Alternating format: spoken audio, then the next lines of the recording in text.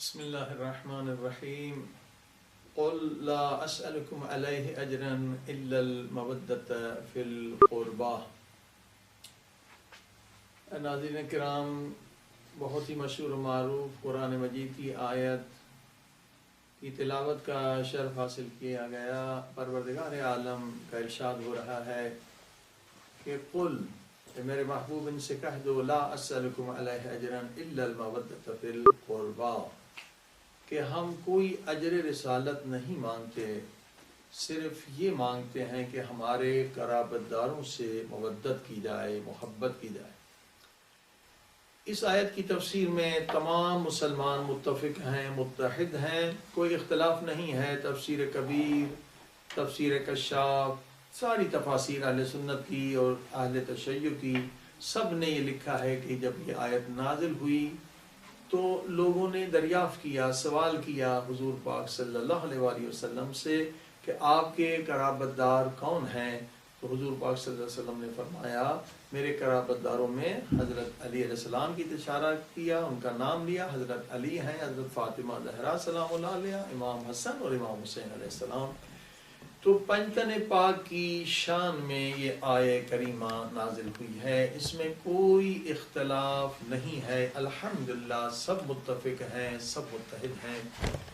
اب ان کی جو محبت ہے پروردگار نے ہم پر لازم کی ہے، اس محبت سے جو فائدہ ملنا ہے وہ خود ہم نے ہی حاصل کرنا ہے، کیونکہ پاک لوگوں کی محبت کے بعد انسان کے اندر پاکی آتی ہے، طہارت آتی ہے۔ اصل میں اسلام کا فلسفہ یہ ہے کہ جو مسلمان اسلام کے دائرے میں آ جائیں ان کی دنیا بھی بہتر ہو، آخرت بھی بہتر ہو۔ اسی لیے یہ دعا بہت مشہور ہے، قرآنی دعا، ربنا آتنا فی الدنیا حسنہ وفی الآخر حسنہ، اے میرے اللہ میری دنیا بھی بہتر ہو جائے، میری آخرت بھی بہتر ہو جائے۔ اسلام یہ نہیں سکھاتا ہے کہ آپ اپنی دنیا کو برباد کر دیں اور صرف آخرت کو آباد کریں، اور یہ بھی نہیں سکھاتا کہ آپ آخرت کو آباد کر کے دنیا کو برباد کر لیں، بلکہ دونوں چیزوں میں کامیاب ہونا یہی اسلام کا اصل فلسفہ ہے۔ اب جب ہم دیکھتے ہیں اس دنیا میں کہ بہت سارے لوگ بہت کامیاب ہیں، خوش ہیں، خرم ہیں، اچھی زندگی گزار رہے ہیں، سکون کی زندگی گزار رہے ہیں، اور بعض لوگ جو ہیں بہت ناکام ہیں، نامراد ہیں، پریشان ہیں، ٹینشن میں ہیں، اسٹریس میں ہیں، افسردہ ہیں، ان کی زندگی بالکل برباد زندگی ہے۔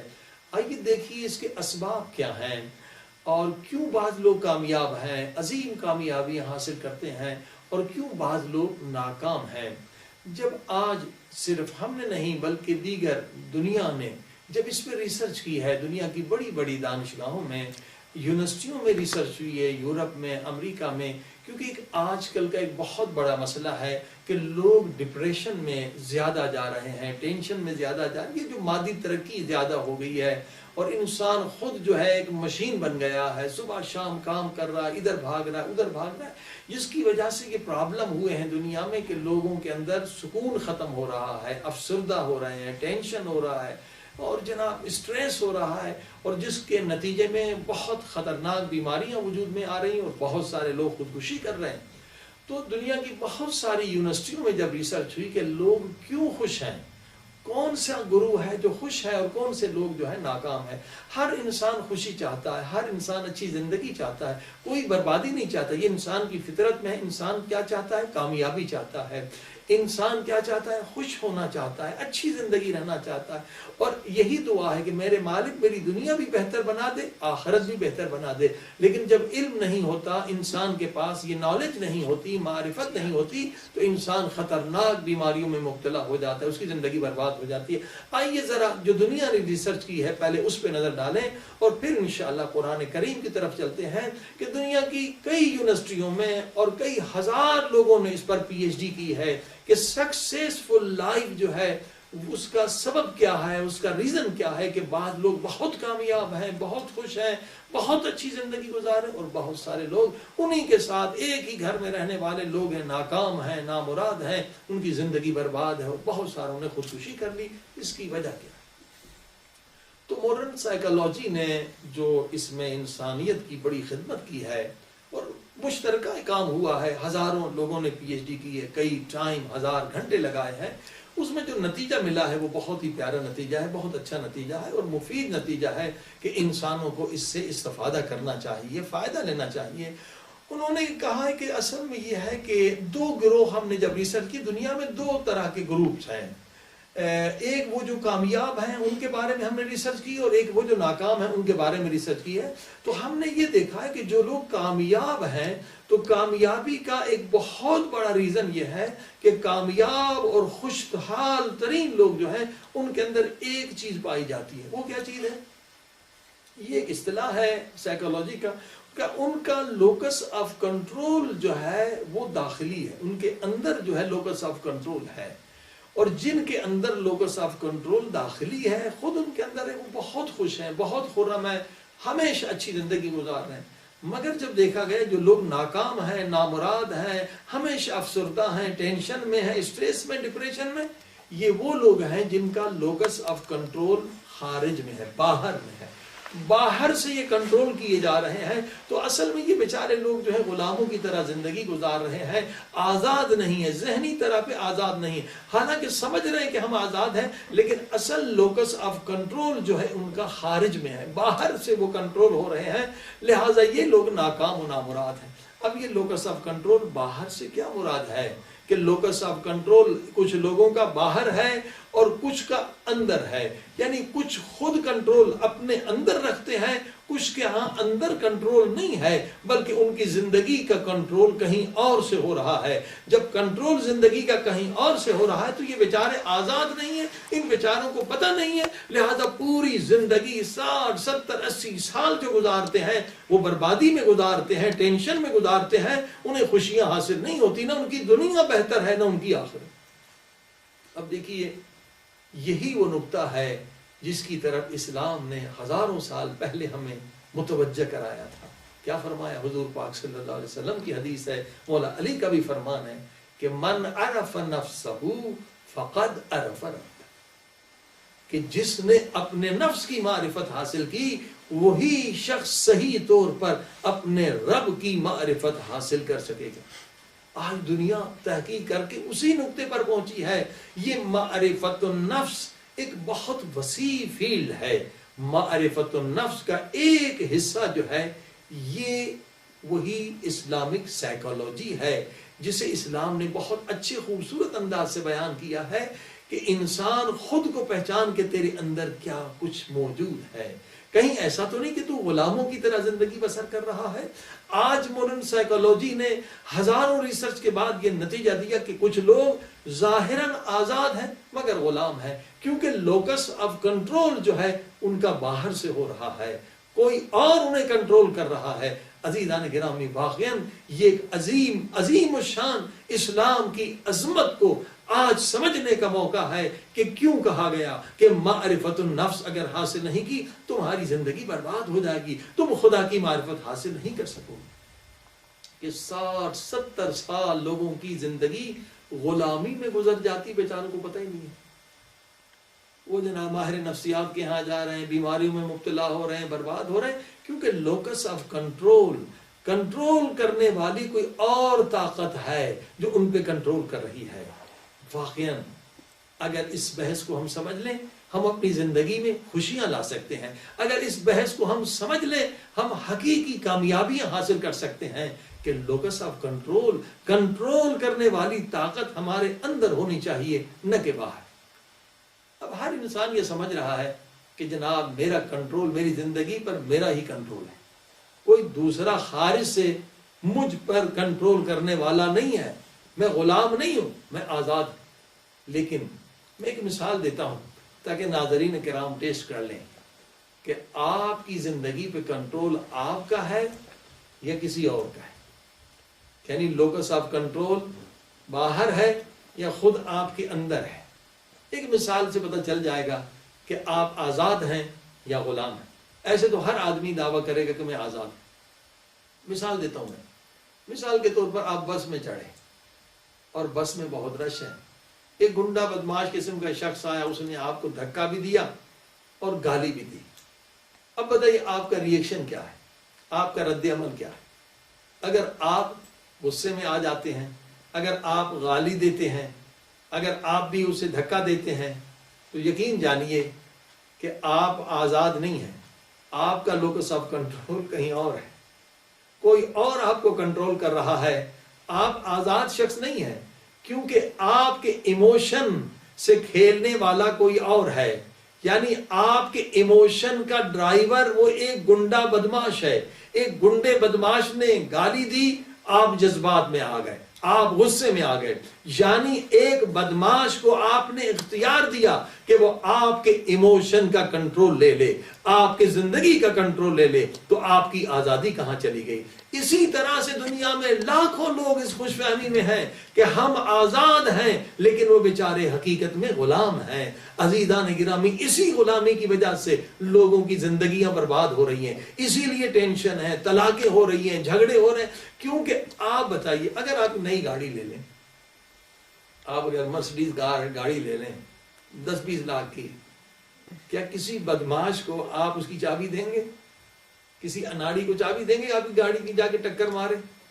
تو آپ جب ایک گاڑی کا ڈرائیور کسی جاہل بدماش کو نہیں بناتے، تو آپ کیوں اپنے وجود کا ڈرائیور، اپنے ایموشن آپ کے وجود کو چلانے والے ہیں، جذبات، ان کی وجہ سے انسان کی زندگی چلتی ہے۔ کوئی جذبہ پیدا ہوتا ہے تو آپ کام کرتے ہیں، بھوک لگتی ہے تو آپ کھانا کھاتے ہیں۔ تو جذبات کا، آپ کے ایموشن کا اگر کوئی کنٹرول لے لے تو آپ آزاد کہاں ہیں؟ آپ غلام ہیں۔ لہٰذا ایسے ہزاروں مثالیں ہم آپ کو دے سکتے ہیں کہ جناب شریف آدمی تھا، کسی بدماش نے بس میں دھکا دیا، گالی دی، یہ بیچارہ آزاد نہ تھا، اس کا لوکس آف کنٹرول باہر کا تھا۔ اس گنڈے نے اس کے ایموشن کو بھڑکا دیا، وہ اس کے ایموشن کا ڈرائیور ہو گیا، تو آپ کی عزت کہاں گئی؟ آپ کی شخصیت کہاں گئی؟ آپ کی حیثیت کہاں گئی؟ ایک بدماش، ایک ہیروئنی بھی آپ کے ایموشن کا ڈرائیور ہو جائے۔ آزاد وہ انسان ہے جو کبھی اجازت نہ دے کہ اس کے ایموشن کا کوئی دوسرا ڈرائیور بنے۔ آئیے میں آپ کو آزادی دکھاؤں، آئیے حقیقی آزادی دکھاؤں، حقیقی آزاد انسان دکھاؤں۔ حضرت سلمان فارسی پیارے نبی پاک کے صحابی بیٹھے ہوئے، مسجد میں ذکر خدا کر رہے ہیں، ایک بدماش آتا ہے، آ کے گالی دیتا ہے، نہ کوئی کرنا نہ دھرنا، نہ کوئی دشمن، کیا سوال کرتا ہے؟ گالی کے ساتھ سوال کرتا ہے، کہتا سلمان یہ بتا تیری داڑھی کے بال بہتر یا کتے کے پونچھ کے بال بہتر؟ پتہ اتنے بڑے صحابی کی اتنی بڑی توہین، مگر سلمان آزاد تھے۔ اسی لیے مولا علی کہتے ہیں کہ تقوی آزادی کا نام ہے، ان تقوی اللہ عتق، تقوی اصل میں آزادی کا نام ہے۔ جو انسان متقی بنتا ہے ہر غلامی سے آزاد ہو جاتا ہے۔ ذرہ برابر غصے میں نہیں آئے سلمان فارسی، بلکہ کیا جواب دیا؟ سلمان نے اجازت نہ دی کہ ایک بدماش کو اختیار دوں کہ وہ میرے ایموشن کا ڈرائیور ہو جائے، پھر میری حیثیت ہی کیا، پھر میری تقوی ہی کیا، پھر میں آزاد کہاں؟ اس نے آگے کہا، گالی دی کہ تیری داڑھی کے بال بہتر ہیں یا کتے کے پونچھ کے بال؟ غصے میں نہیں آئے، اختیار، اپنے اختیار، یہ ہے لوکس آف کنٹرول داخلی۔ ان کا لوکس آف کنٹرول جو ہے اپنے ہاتھ میں ہے۔ کیا جواب دیا؟ کہا بیٹے کل قیامت کا دن ہوگا، نارمل ہے، کوئی غصے میں نہیں، آواز نہیں بڑھی، بیٹے کل قیامت کے دن میرا حساب ہوگا، یہ بھی نہیں کہ تیرا حساب ہوگا، بیٹے کل قیامت کے دن میرا حساب ہوگا۔ اگر میرے نیک اعمال میرے گناہوں سے زیادہ ہو گئے تو میرے داڑھی کے بال کتے کے پونچھ کے بال سے بہتر ہے، اور اگر میرے بیٹے میرے گناہ زیادہ ہو گئے اور میرے نیک اعمال کم ہو گئے تو پھر کتے کے پونچھ کے بال میری داڑھی سے بہتر ہے۔ اللہ اکبر۔ اب آپ نے دیکھا کتنا کنٹرول ہے۔ جب کنٹرول ہے تو تبھی تبلیغ ہے، تبھی نصیحت ہے۔ ہم خود پہ کنٹرول کرتے نہیں اور چاہتے ہم بچوں کی اصلاح کریں، چاہتے ہیں دوسروں کی اصلاح کریں۔ پہلے ہم خود آزاد تو بن جائیں، ہم اپنے ایموشن کے مالک تو بن جائیں، اپنے ایموشن کے خود ڈرائیور تو بن جائیں، پھر ہم اصلاح کر سکتے ہیں۔ کتنی بہترین اصلاح کی جواب قرآنی ہے کہ اگر میرے گناہ زیادہ ہیں تو کتے کے پونچھ کے بال میری داڑھی سے بہتر ہیں. اولئک کل انعام بل ہم اضل. یہ قرآن مجید کا جواب دیا اور کتنی اسے ہدایت دے دی. اب آپ نے دیکھا یہ لوگ خوش نصیب لوگ ہیں, یہ کامیاب لوگ ہیں جن کو اپنی زندگی پہ کنٹرول ہے, ایموشن پہ کنٹرول. دیکھیں ایموشن کے علم کو ہی اسلام نے اسلامی سائیکالوجی کا نام دیا. معرفت النفس کی کئی برانچیں ہیں. معرفت النفس یہ ہے کہ انسان روح کو ثابت کرے دلائل عقلی اور فلسفی سے, اور اسی کے بعد خدا کے وجود کو ثابت کرے. یہ فلسفی ایک برانچ, یہ بھی معرفت النفس کی. اور ایک معرفت النفس یہ ہے کہ انسان اپنے ایموشن یعنی جذبات کو سمجھے اور سمجھ کر انہیں صحیح استعمال کرے. اگر ایموشن کا علم ہم نے حاصل نہیں کیا, یعنی اسلامی سائیکولوجی یعنی ایموشنز کا علم بہت ضروری ہے. دیکھیے بہت سارے ایموشن ہیں, جیسے غصہ ایک ایموشن ہے. اگر اس غصے کو آپ نہ سمجھیں اور دوسرے کو اختیار دیں کہ دوسرا آپ کے غصے کا ڈرائیور ہو جائے تو آپ قاتل بھی بن سکتے ہیں, آپ بدماش بھی بن سکتے ہیں, آپ ڈاکو بھی بن سکتے ہیں, آپ کسی کو بے گناہ قتل بھی کر سکتے ہیں, آپ ناحق کسی کو طلاق بھی دے سکتے ہیں, آپ کسی کی جان بھی لے سکتے ہیں. اگر یہی غصہ ایک جذبہ ہے نا, ایموشن ہے, اس کو سمجھنا. ایموشن اسلامی سائیکولوجی یعنی ایموشن کو سمجھیں اور اسے صحیح یوز کریں تو ہر ایموشن کے اندر بے پناہ طاقت ہے.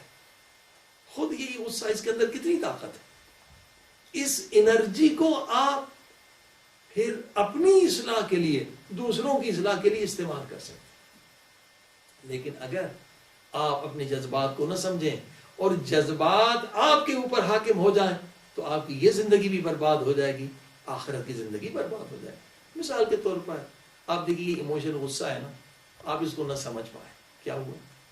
آپ نے ایک بچے کی تربیت کی, یتیم کو پالا, کتنا بڑا ثواب. کوئی حساب کر سکتا ہے؟ 20 سال 40 سال یتیم کی پرورش کی.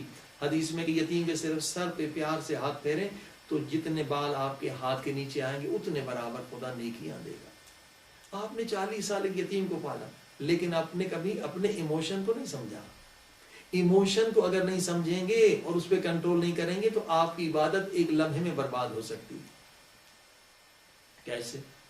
40 سال آپ نے ایک بچے کو پالا, یتیم تھا, اب اس نے کوئی بات نہیں مانی, آپ غصے میں آ گئے اور صرف غصے میں اگر اتنا کہا نمک حرام, میں نے 40 سال تجھے کھلایا پلایا, آج تو میری بات نہیں مانتا. اب قرآن کیا فرما رہا ہے؟ وَلَا تُبْطِلُوا أَعْمَالَكُمْ بِالْمَنِّ وَالْعَذَابِ. صرف یہی جملہ کہا, کیا ہوا؟ سارے 40 سال کی محنت برباد ہے.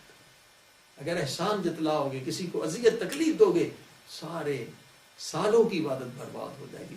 اب آپ نے دیکھا ایموشن کو سمجھنا اور ان کو استعمال کرنا کتنا ضروری ہے. اگر آپ نے ایموشن کو نہیں سمجھا تو کیا ہوگا؟ اگر ایموشن آپ پر غالب آ گئے تو آپ کے سارے اعمال برباد ہو سکتے ہیں. لہذا معرفت النفس کا یہ شعبہ کتنا اہم ہے کہ ایموشن کو سمجھنا. کتنے ایموشنز. اسی طرح سے قوہ شہویہ ہے, سیکس فیکلٹی ہے, یہ خود ایک بہت بڑا ایموشن. اگر اس کو انسان نہ سمجھے اور اس پر کنٹرول نہ کرے تو یقین جانیے یہی قوہ شہویہ انسان کو زانی بنا سکتی ہے, انسان کو ایڈز کی بیماری میں مبتلا کر سکتی ہے, یہی انسان کو قاتل نہیں معلوم کہ ایک بھیڑیا بنا سکتی ہے. یہی طاقت, یہی جذبہ. لیکن اسی کو اگر صحیح استعمال کریں اور اس پہ کنٹرول کریں تو اسی سے ایک اولاد صالح پیدا ہو سکتی ہے جو آپ کے لیے صدقے جاری ہو. غصہ خود نعمت ہے اگر ہم اس کا علم حاصل کریں. ایموشن سارے نعمت ہیں اور یہ ساری نعمتیں اللہ نے اس لیے دی تاکہ ہماری ترقی ہو, ہماری ایڈوانسمنٹ ہو, ہم اور آگے اللہ کے راستے پہ بڑھیں, تقوی کے بلند مقامات حاصل کریں. سارے ایموشن اس لیے. اب آپ دیکھیے جو بڑے بڑے عظیم الشان انسان بنے ہیں ان کے اندر یہ ایموشنز تھے, مگر انہوں نے ان ایموشنز کو یوز کیا ہے اور عظیم طاقت حاصل کر کے عظیم اصلاحات کیے ہیں اپنے اندر بھی اور عوام کے اندر بھی. لہذا بہت ضروری کہ ہم ان ایموشنز کے علم کو سمجھیں تو یقیناً ہماری دنیا آباد ہو سکتی ہے. اور یہ نقطہ بہت اہم ہے کہ لوکس آف کنٹرول کہاں ہے آپ کا. اگر کسی اور کے ہاتھ میں ہے تو آپ کی زندگی برباد ہے، آپ کے ایمان کو خطرہ ہے، آپ کے اعمال کو خطرہ ہے، حتیٰ کہ آپ کی جان کو خطرہ ہے، آپ کے بچوں کو خطرہ ہے. کتنے لوگ ہیں ان کا لوکس آف کنٹرول باہر. کیا بس ہم کہتے بھائی یہ کام تو اچھا ہے مگر لوگ کیا کہیں گے.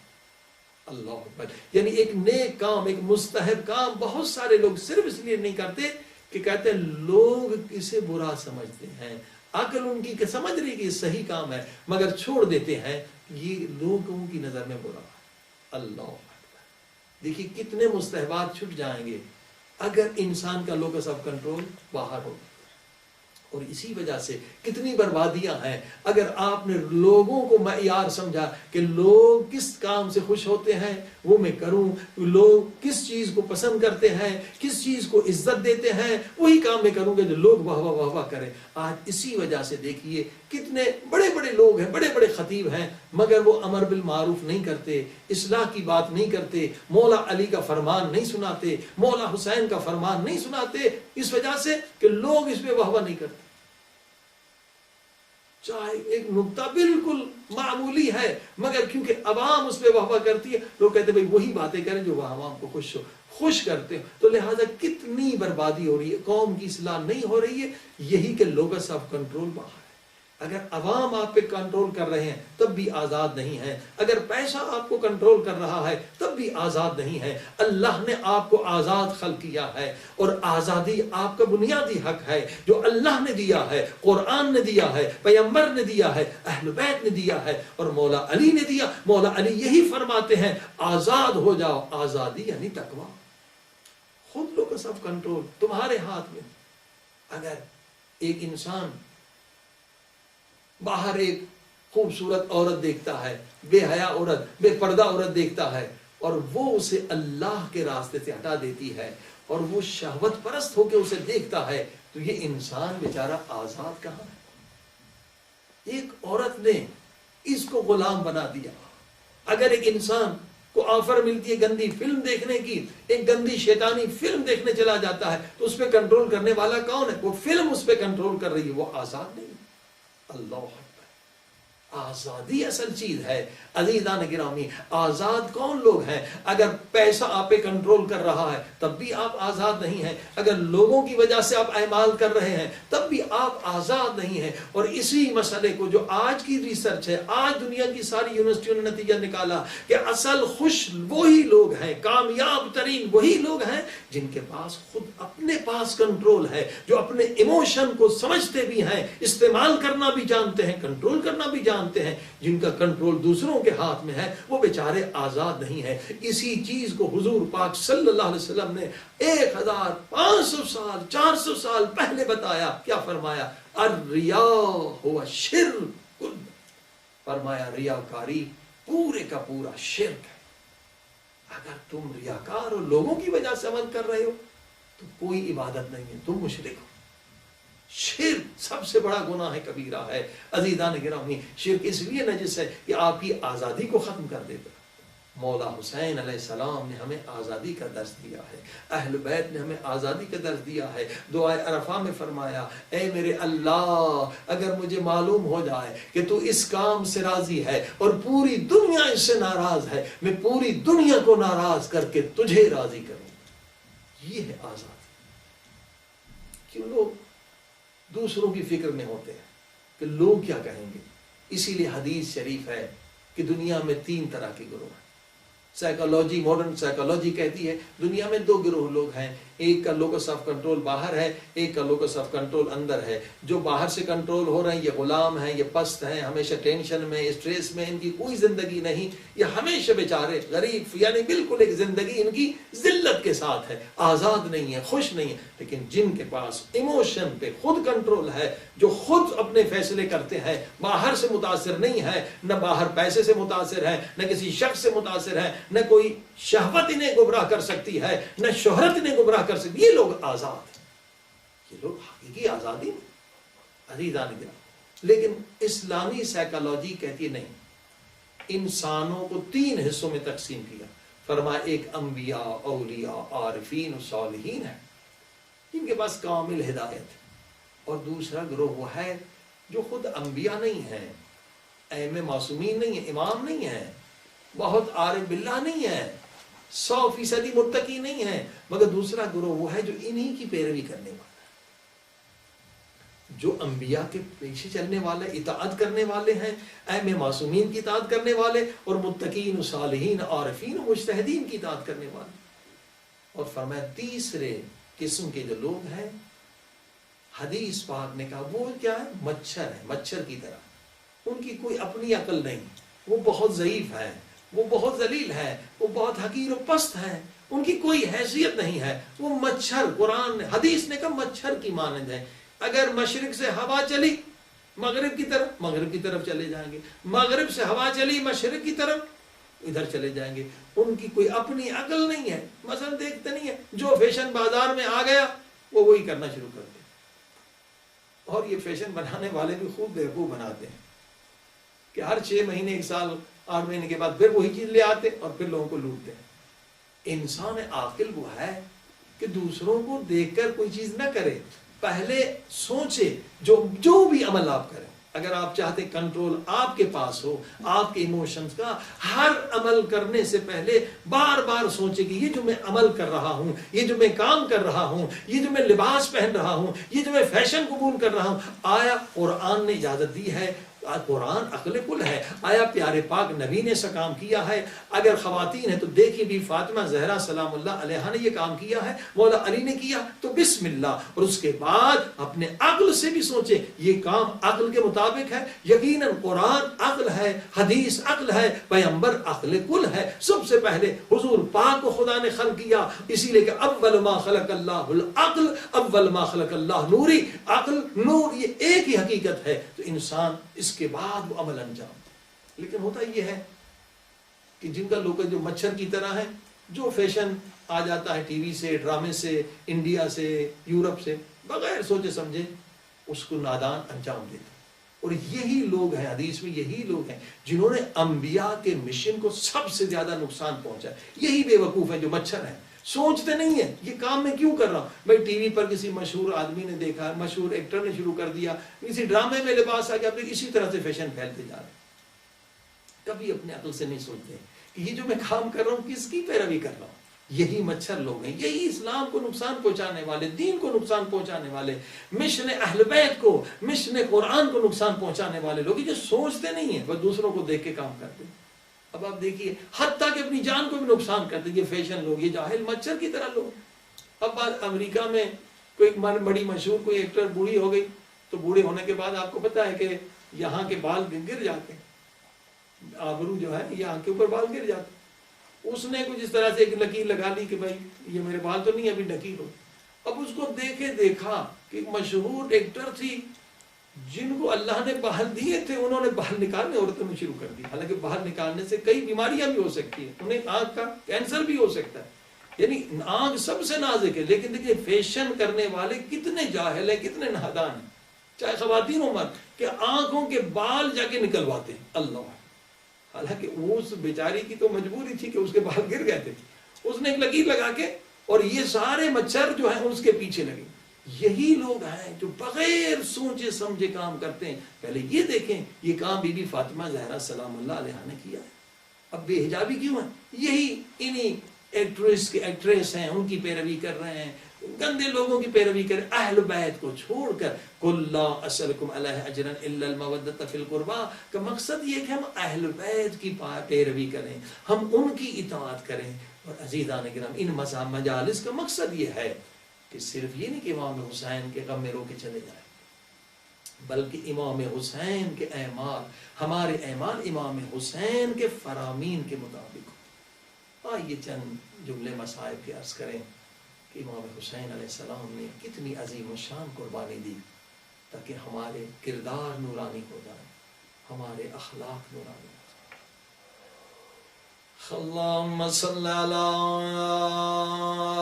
محمد وآل محمد وعجل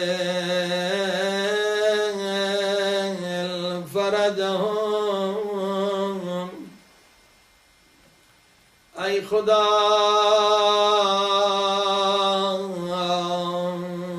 جتنے عاشقان حسین ہیں سب کے اعمال کو نورانی بنا دے میرے اللہ، او میرے اللہ،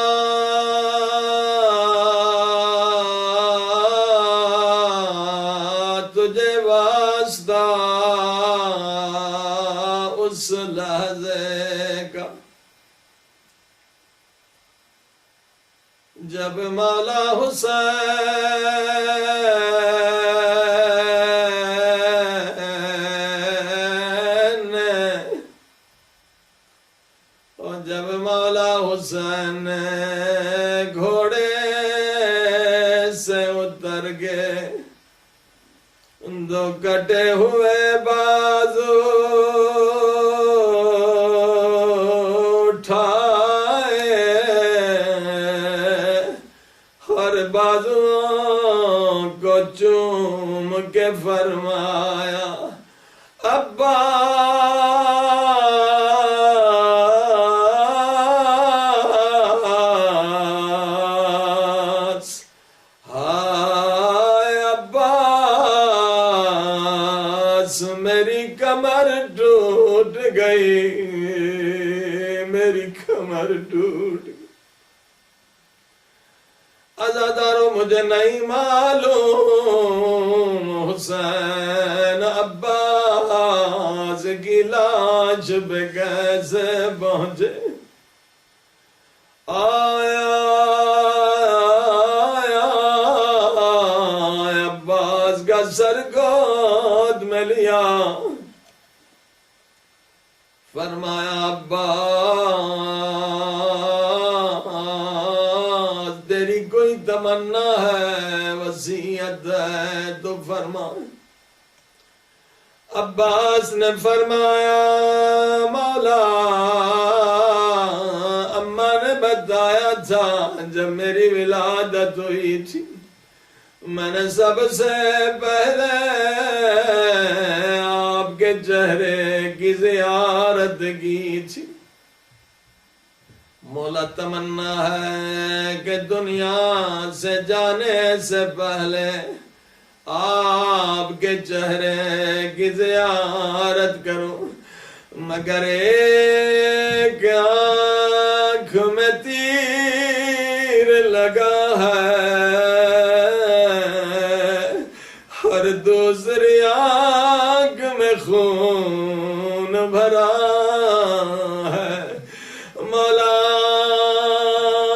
کا خون صاف کیجئے تاکہ میں آپ کی زیارت کروں۔ سنیں گے ایک جملہ، ادب کا جملہ، عشق کا جملہ، معرفت کا جملہ جو حضرت عباس نے فرمایا۔ کیا فرمایا؟